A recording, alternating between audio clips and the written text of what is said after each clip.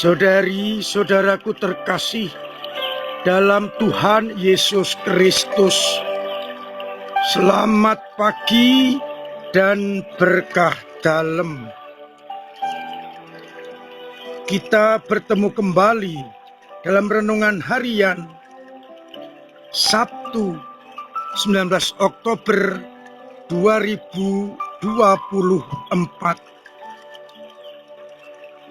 Seperti biasa, kita mendasarkan permenungan kita pada bacaan Ekaristi pagi ini. Bacaan yang pertama dari surat Santo Paulus kepada jemaat di Efesus, bab 1 ayat 15 sampai 23. Paulus mengucap syukur atas rahmat yang diberikan kepada jemaat di Efesus.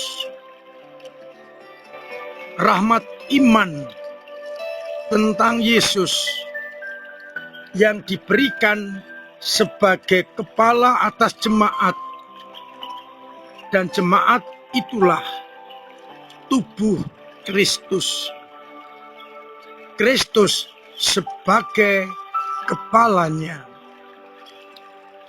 Maka umat diajak untuk hidup mengikuti sang kepala jemaat.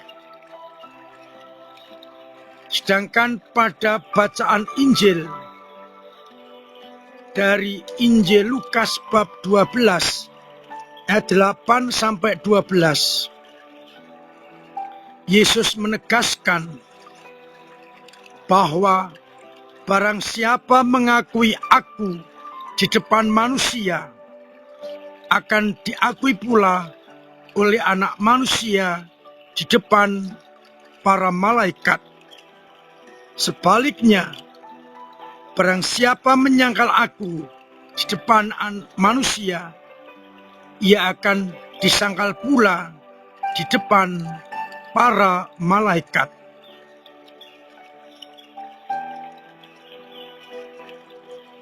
Semua orang yang mengadakan perlawanan kepada Anak Manusia, kalau bertobat ia akan diampuni. Tetapi barang siapa menghujat Roh Kudus, tidak akan diampuni. Dan bila dihadapkan kepada penguasa atau pemerintah atau majelis, janganlah kita memikirkan apa yang akan dikatakan untuk pembelaan diri, sebab Roh Kudus yang akan mengajarkan kepada kita apa yang harus kita katakan.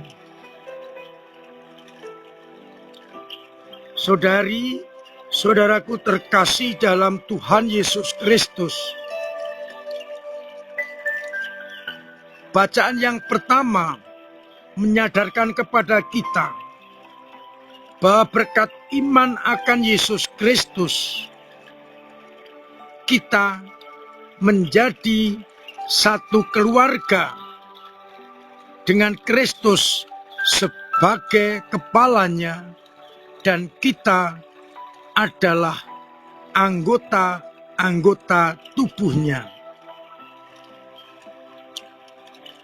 Maka kita sebagai satu keluarga dengan satu kepala, yakni Yesus Kristus, hendaknya menunjukkan kualitas iman di mana Kristus sebagai pemimpin kita. Di dalam Kristus kita menjadi saudara bagi semua orang. Maka hendaklah kita tunduk kepada sang kepala jemaat, yakni Yesus Kristus. Dari bacaan Injil kita diingatkan akan peran Roh Kudus yang senantiasa mendampingi gereja di dalam peziarahannya.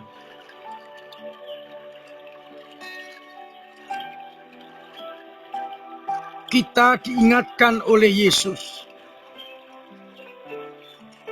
kalau kita melawan anak manusia, kalau bertobat maka akan diampuni. Tetapi menghujat Roh Kudus tidak pernah akan diampuni. Apa maksudnya?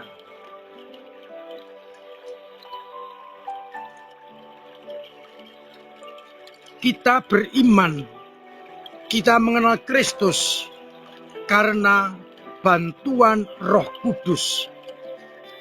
Dialah yang memampukan kita untuk percaya akan Yesus Kristus, Sang Penyelamat umat manusia.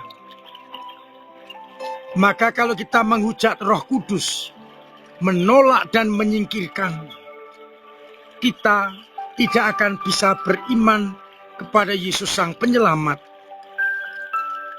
Kalau tidak percaya kepada Yesus Sang Penyelamat, maka kita tidak akan diampuni.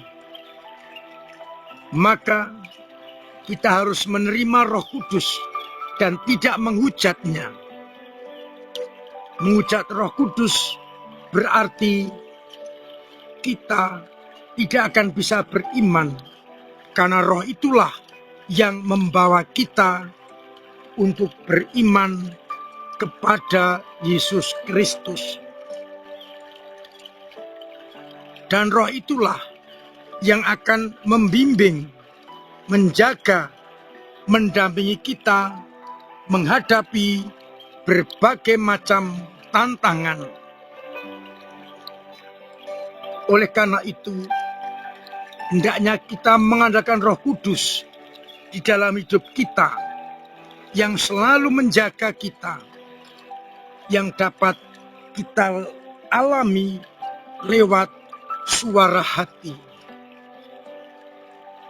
Maka kita diajak untuk selalu peka akan bisikan, tanda-tanda, dan gerakan Roh Kudus Allah yang akan membimbing kita kepada iman yang benar. Maka pertanyaannya, sudahkah aku senantiasa mendengarkan bisikan dan gerakan Roh Kudus Allah itu?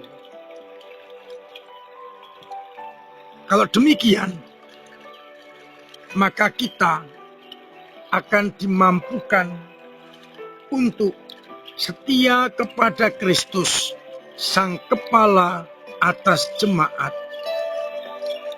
Semoga kita semua terus dimampukan untuk peka akan tanda-tanda dan gerakan Roh Kudus Allah yang selalu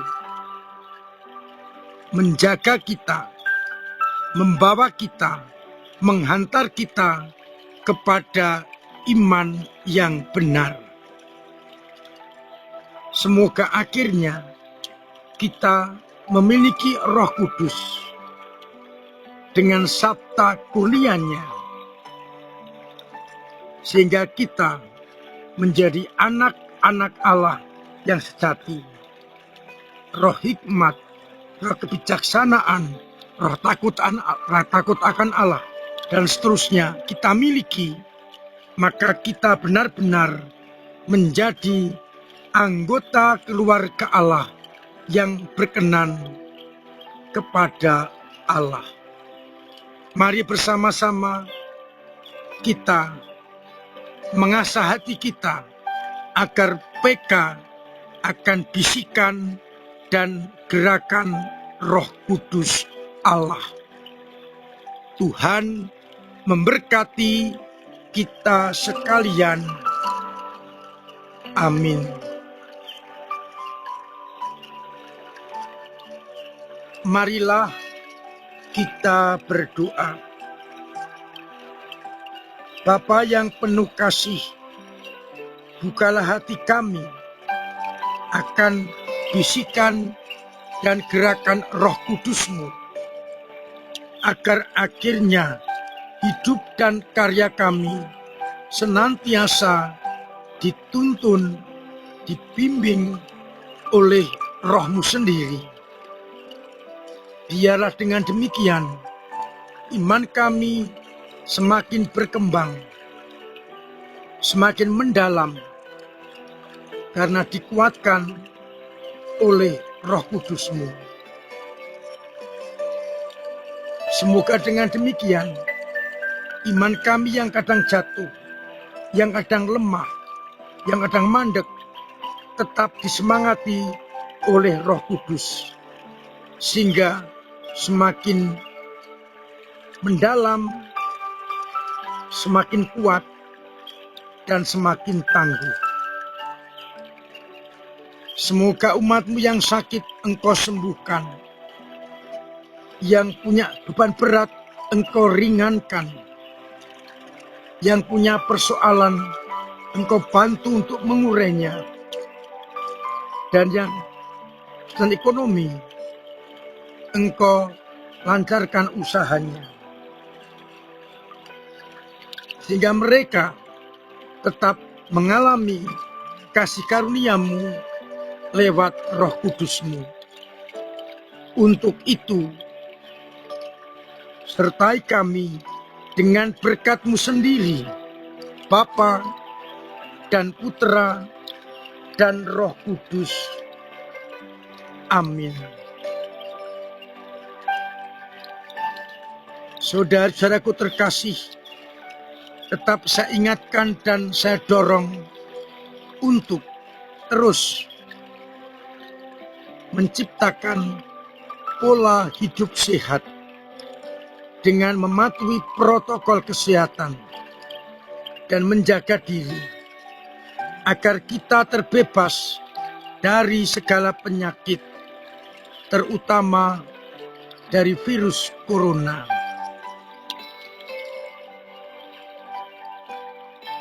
Terima kasih untuk semua peran serta panjenengan di dalam menghidupi gereja dan ambil bagian dalam karya perutusan lewat doa-doa kita, lewat tenaga dan karya, dan juga lewat dana yang sungguh membantu gereja di dalam meluaskan kerajaan Allah.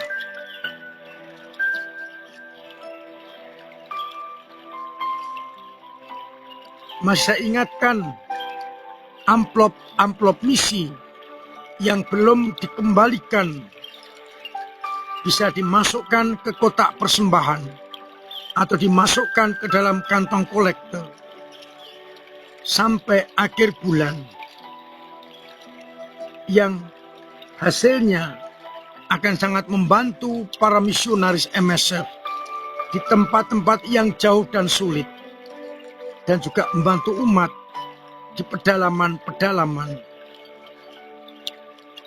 Semangat berbagi dan semangat bermisi harus terus kita kobarkan demi perkembangan gereja di mana sulit berkembang dan sungguh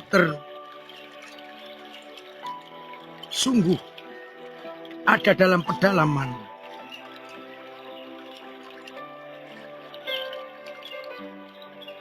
Mari terus kita berkontribusi kepada gereja lewat kemampuan kita masing-masing. Akhirnya, saya mengucapkan selamat pagi, selamat merenungkan, salam sehat, Tuhan memberkati.